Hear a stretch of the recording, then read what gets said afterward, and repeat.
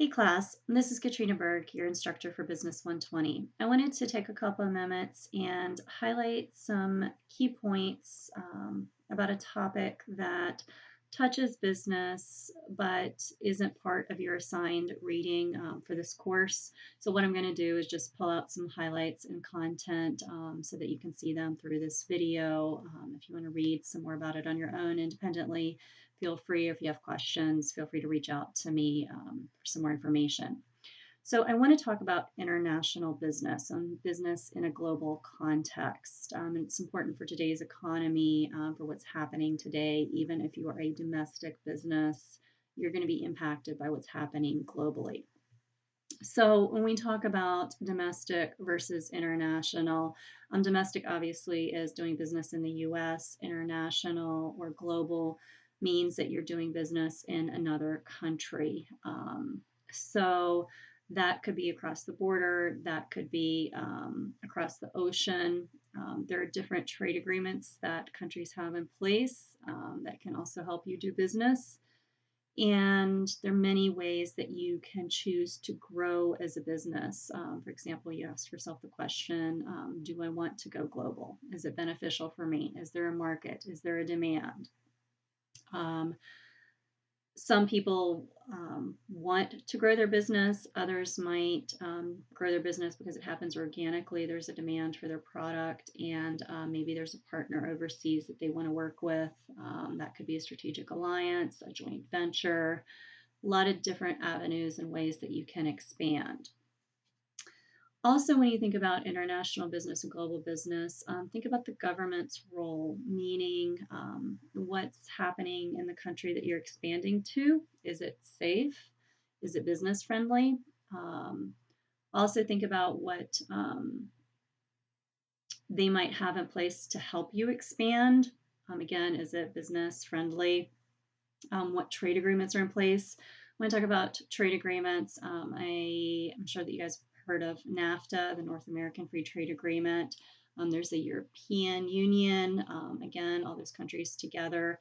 It's easier access, easier travel between countries because of this agreement. So your products or services may be able to move more quickly and rapidly to get where they need to go. There may be monetary incentives, whatever it is, it just makes things easier. ASEAN is another one, the Association of Southeast Asian Nations. So again, look at what region you want to expand to, look at what agreements are in place, if it's something that you want to do or not. Another part of international business that you need to be familiar with and think about is imports versus exports. Imports meaning products, goods, or services are coming in. Exports, products or services are coming out. There can be taxes or tariffs on those, which increase the cost of the good or service. And this situation can also create a trade imbalance, meaning more goods and services are coming in than are going out. So that's an imbalance that needs to be corrected.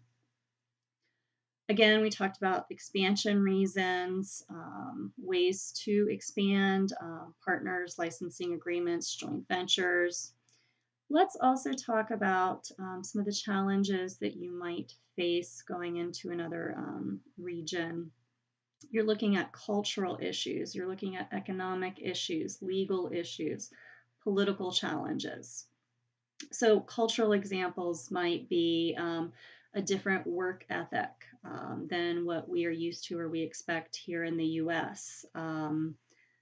You might be looking at office hours, people coming in late, they might be coming in, in their culture, it's accepted you show up 15 minutes late. Other cultures might expect you to be there exactly at 8 o'clock. So again, overcoming those differences as a manager, as an HR person, how do you manage that? And do you set expectations that are here in the US, or do you conform to what the host country nationals might be doing? Again, you've got to balance that cultural. Economics, what types of taxes are you encountering on your products or services? Is there a demand for your products or service? Legal, are you adhering to local customs or are you adhering to US rules and regulations? There is a Foreign Trade Services Act in place here for the US of what you can and can't do abroad, which you have to adhere as a US based company, even if you are doing business overseas. And then also the political challenges. If there is regime change, what does that mean? If there are changes in leaders and parties, what does that mean for the business? Are they pro-business? Are they against business? Is it going to create instability, meaning you may not be able to deliver your goods and services for some reason? So a lot of variables come into play when you're looking at international business, you're looking at international expansion. Also, what happens globally can impact you domestically.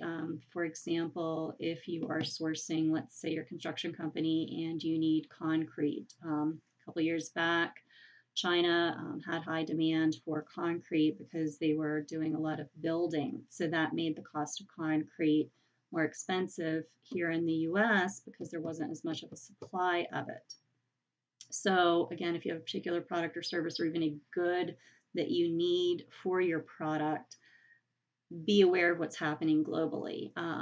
If there's a shortage in that, there's something happening with China right now where they are considering their raw goods. They may not be sending out as many or putting taxes or tariffs on those. So, again, this could impact your business depending upon what you're using or sourcing globally. So again, just a brief, very broad overview and touch point of international business. If you have any further questions, feel free to ask me, and I hope you enjoyed the video. Thanks, class. Take care.